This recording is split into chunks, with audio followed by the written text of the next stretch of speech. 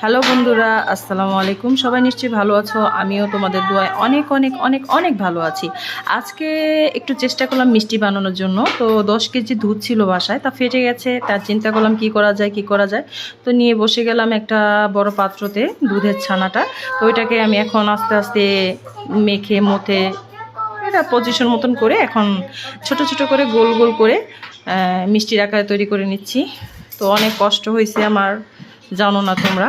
তো তোমরাও সবাই দেখো আমি মিষ্টি বানাচ্ছি কি হয়। সবার শেষে তোমাদেরকে দেখাচ্ছি অনেকগুলো মিষ্টি বানিয়ে ফেলছি, প্রায় 41টার মতো মিষ্টি হয়েছে। তো মিষ্টিগুলো বানিয়ে সবগুলো রাখতেছি, দেখে জিভে জল চলে আসছিল। করতেছি সবাই কাজ, সবাই আমার সাথে কাজ করো। দেখতে দেখতে দেখতে দেখতে অনেকগুলো মিষ্টি বানিয়ে ফেললাম। তো সবার শেষে মিষ্টিটা এরকম একটা হাল হয়েছে, আমার এই কষ্টটাই মাটি হয়ে গেছে। তোমরা